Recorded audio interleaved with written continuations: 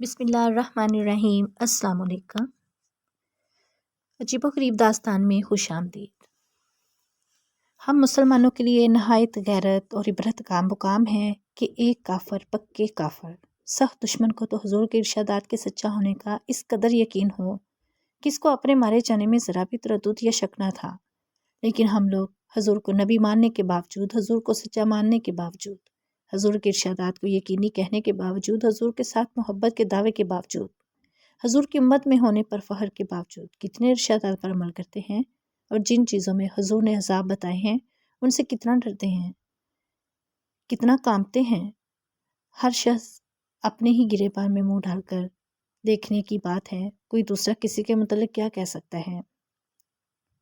حضرت علی کرم اللہ وجہہ فرماتے ہیں، حضور نے ارشاد فرمایا کہ 3 چیزوں میں تاخیر نہ کرو، ایک نماز جب اس کا وقت ہو جائے، دوسری جنازہ جب تیار ہو جائے، تیسری بے نکاحی عورت جب اس کے جوڑ کا خاوند مل جائے، یعنی فوراً نکاح کر دینا۔ بہت سے لوگ جو اپنے آپ کو دیندار بھی سمجھتے ہیں اور گویا نماز کے پابند بھی سمجھے جاتے ہیں، وہ کئی نمازیں معمولی بہانہ سے، سفر کا ہو، ترکان کا ہو، ملازمت کا ہو، گھر آ کر کٹھی ہی پڑھ لیتے ہیں۔ یہ گناہ کبیرہ ہے کہ بلا کسی عذر، بیماری وغیرہ کے نماز کو اپنے وقت پر نہ پڑھا جائے۔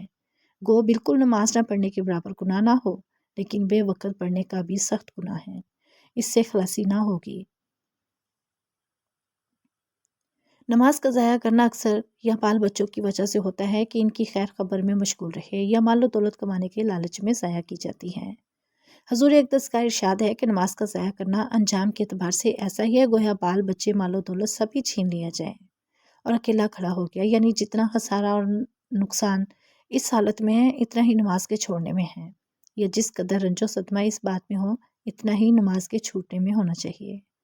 اگر کسی شخص سے کوئی موت پر آدمی یہ کہہ دے اور اسے یقین آ جائے کہ فلاں راستہ لوٹتا ہے اور جو راستہ نحوست کی طرف جاتا ہے تو ڈاکو اس کو قتل کر دیتے ہیں اور مال چھین لیتے ہیں، تو کون بہادر ہے کہ اس راستے سے رات کو چلے؟ رات کو تو درکنار دن کو بھی مشکل سے اس راستے کو چلے گا۔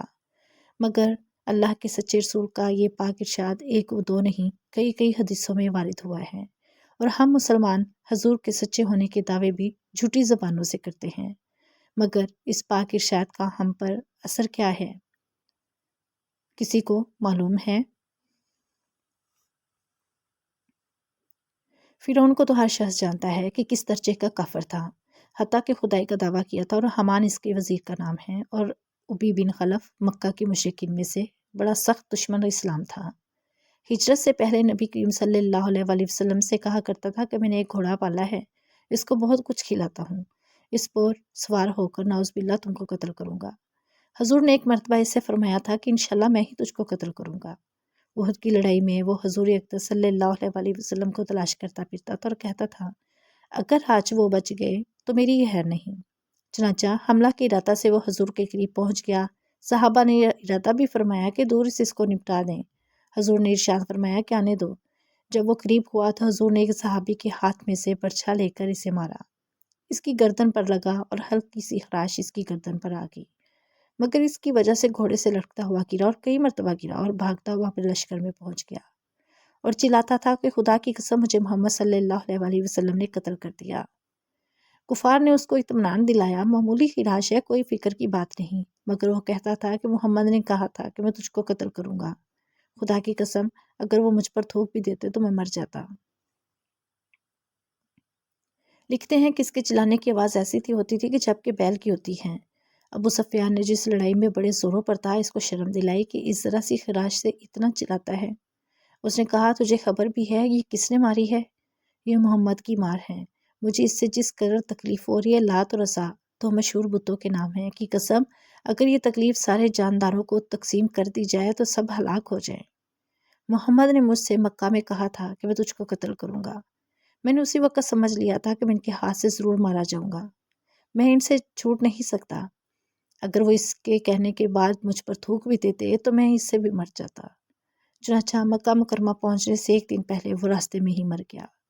ابن حجر جراح نے کتاب الزواجر میں قارون کا بھی فرعون وغیرہ کے ساتھ ذکر کیا ہے اور لکھا ہے کہ ان کے ساتھ حشر ہونے کی یہ وجہ ہے کہ اکثر انہی وجہ سے نماز میں سستی ہوتی ہے جو لوگوں میں پائی جاتی تھی۔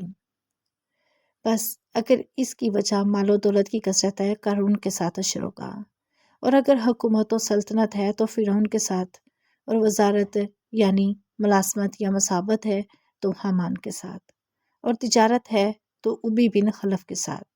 اور جب ان لوگوں کے ساتھ اس کا حشر ہو گیا تو پھر جس قسم کے بھی عذاب احادیث میں وارد ہوئے، خواہ وہ دین کام یہ ہوں یا ان میں کوئی اشکال نہیں رہا کہ جہنم کے عذاب سخت سے سخت ہیں۔